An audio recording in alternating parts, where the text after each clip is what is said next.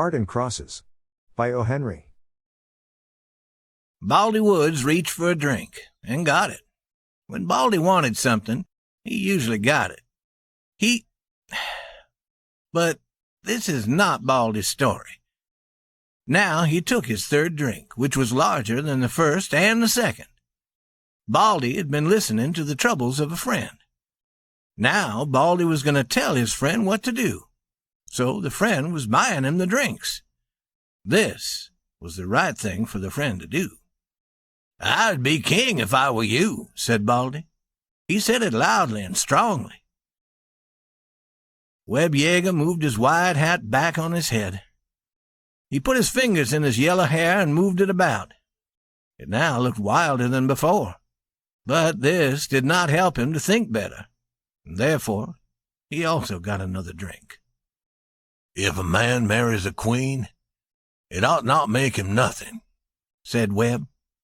Here was his real problem. "Surely not," said Baldy.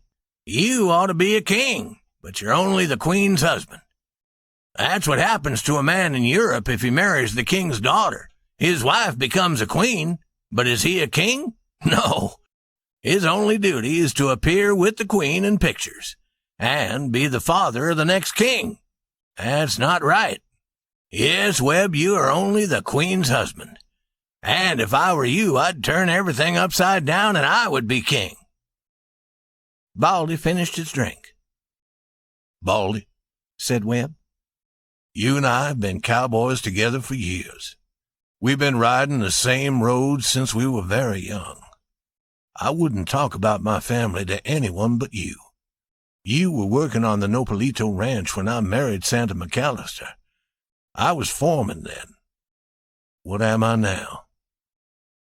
Nothing." When old McAllister was cattle king of West Texas," continued Baldy, "you were important. You told people what to do. Your commands were as strong as his."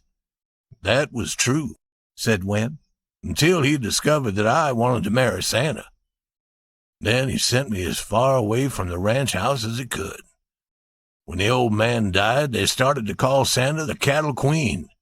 Now, I tell the cattle what to do. That's all.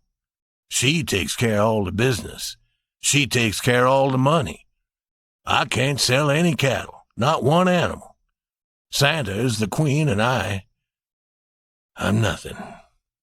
"I would be king if I were you," said Baldy Woods again. "When a man marries a queen, he ought to be the same as she is. Plenty of people think it's strange, Webb.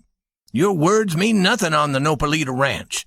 Mrs. Yeager is a fine little lady, but a man ought to be the head of his own house."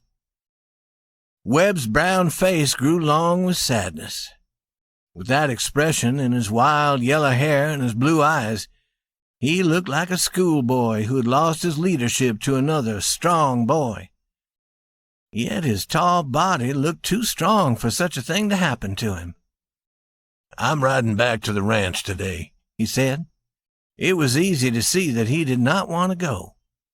"I have to start some cattle on the road to San Antonio tomorrow morning." "Well, I'll go with you as far as Dry Lake," said Baldy. The two friends got on their horses and left the little town where they had met that morning. At Dry Lake they stopped to say goodbye.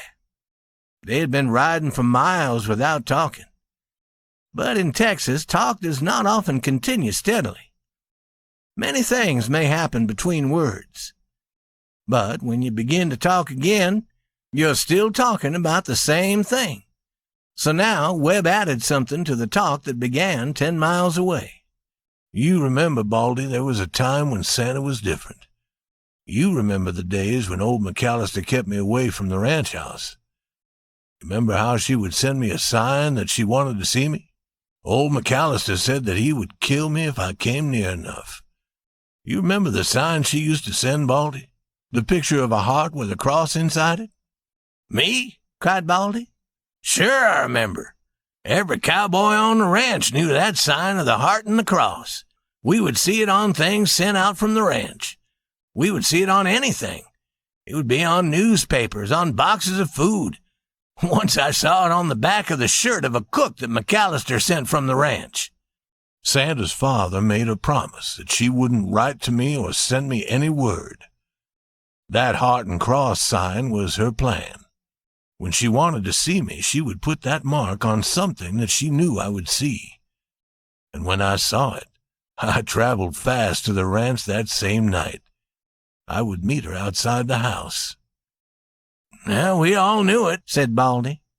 But we never said anything. We wanted you to marry Santa. We knew why you had that fast horse. When we saw the heart and the cross on something from the ranch, we always knew your horse was going to go fast that night. The last time Santa sent me the sign, said Webb, was when she was sick. When I saw it, I got on my horse and started. It was a 40-mile ride. She wasn't at our meeting place. I went to the house. Old McAllister met me at the door. Did you come here to get killed? He said. I won't kill you this time. I was going to send for you. Santa wants you. Go in that room and see her. Then come out here and see me. Santa was lying in bed very sick, but she smiled and put a hand in mine, and I sat down by the bed, mud and riding clothes and all. I could hear you coming for hours, Webb, she said. I was sure you would come. You saw the sign? I saw it, I said. It's our sign, she said. Hearts and crosses. To love and to suffer, that's what they mean. And old Dr. Musgrove was there. And Santa goes to sleep, and Dr. Musgrove touches her face, and he says to me, You were good for her, but go away now. The little lady will be all right in the morning. Old McAllister was outside her room. She's sleeping, I said. Now you can start killing me. You have plenty of time. I haven't anything to fight with. Old McAllister laughs and says to me, Killing the best foreman in West Texas is not good business. I don't know where I could get another good foreman. I don't want you in the family, but I can use you on the Nopalito if you stay away from the ranch house. You go up and sleep, and then we'll talk. The two men prepared to separate. They took each other's hand. Bye, Baldy, said Webb. I'm glad I saw you and had this talk. With a sudden rush, the two riders were on their way. Then Baldy pulled his horse to a stop and shouted. Webb turned. If I were you, came Baldy's loud voice, I would be king. At 8 the following morning, Bud Turner got off his horse at the Nopalito ranch house. Bud was the cowboy who was taking the cattle to San Antonio. Mrs. Yeager was outside the house putting water on some flowers. In many ways, Santa was like her father, King McAllister. She was sure about everything. She was afraid of nothing. She was proud. But Santa looked like her mother. She had a strong body and a soft prettiness.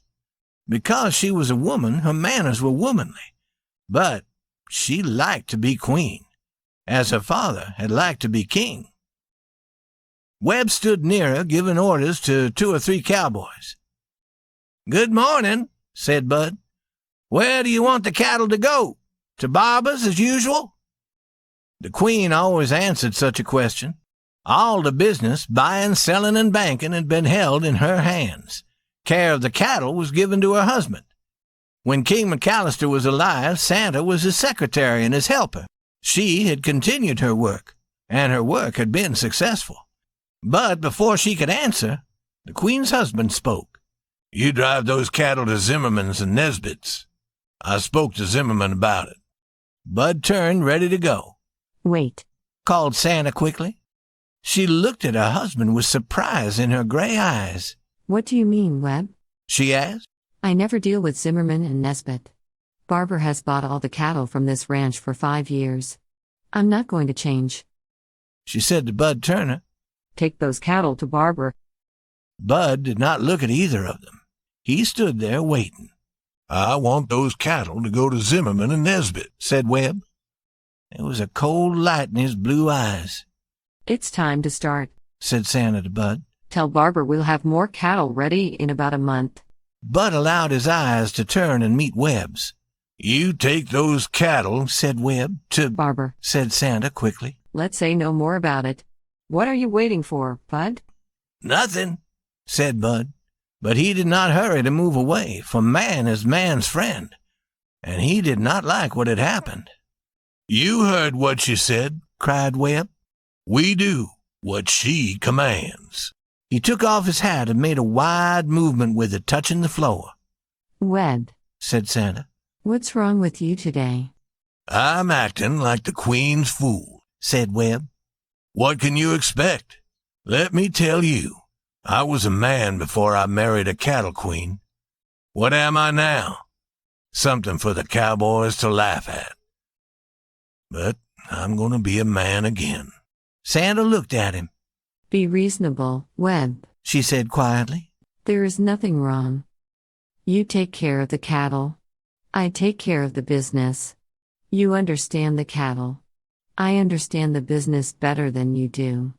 I learned it from my father. I don't like kings and queens, said Webb, unless I'm one of them myself. All right, it's your ranch. Barber gets the cattle. Webb's horse was tied near the house. He walked into the house and brought out the supplies he took on long rides. These he began to tie on his horse. Santa followed him. Her face had lost some of its color. Webb got on his horse. There was no expression on his face except a strange light burning in his eyes. There's some cattle at the Hondo water hole, he said. They ought to be moved. Wild animals have killed 3 of them. I did not remember to tell Sims to do it. You tell him. Santa put a hand on the horse and looked her husband in the eye. Are you going to leave me, Webb? She asked quietly. I'm going to be a man again, he answered. I wish you success, she said with a sudden coldness. She turned and walked into the house. Webb Yeager went to the southeast as straight as he could ride. And when he came to the place where the sky and the earth seemed to meet, he was gone. Those at the Nopalito knew nothing more about him. Days passed, then weeks, then months. But Webb Yeager did not return. One day a man named Bartholomew, not an important man, stopped at the Nopalito ranch house. It was noon and he was hungry. He sat down at the dinner table. While he was eating, he talked. Mrs. Yeager, he said, I saw a man on the Seco ranch with your name, Webb Yeager. He was foreman there. He was a tall, yellow-haired man. Not a talker. Someone of your family? A husband, said Santa. That is fine for the Seco ranch. Mr. Yeager is the best foreman in the West. Everything at the Nopalito ranch had been going well. For several years they'd been working at the Nopalito with a different kind of cattle. These cattle had been brought from England, and they were better than the usual Texas cattle. They had been successful at the Nopalito ranch, and men on the other ranches were interested in them. As a result, one day a cowboy arrived at the Nopalito ranch and gave the Queen this letter. Mrs. Yeager, the Nopalito Ranch. I've been told by the owners of the Seco Ranch to buy 100 of your English cattle. If you can sell these to the Seco, send them to us in care of the man who brings this letter. We will then send you the money. Webb Yeager, foreman, Seco Ranch. Business is business to a queen as it is to others. That night the 100 cattle were moved near the ranch house, ready for an early start the next morning. When the night came and the house was quiet, did Santa Yeager cry alone? Did she hold that letter near to her heart? Did she speak the name that she had been too proud to speak for many weeks? Or did she place the letter with other business letters in her office? Ask if you will, but there is no answer. What a queen does is something we cannot always know. But this you shall be told. In the middle of the night, Santa went quietly out of the ranch house. She was dressed in something dark. She stopped for a moment under a tree. There was moonlight, and a bird was singing. There was a smell of flowers. Santa turned her face toward the southeast and threw 3 kisses in that direction. But there was no one to see her. Then she hurried quietly to a small building. What she did there we can only guess. But there was the red light of a fire and noise as if Cupid might be making his arrows.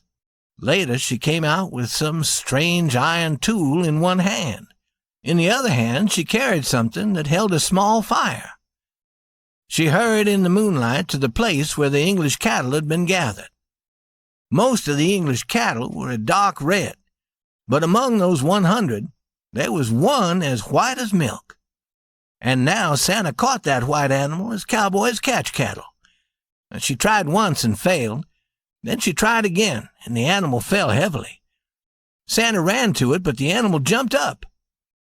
Again she tried, and this time she was successful. The animal fell to earth again. Before it could rise, Santa had tied its feet together. Then she ran to the fire she had carried here.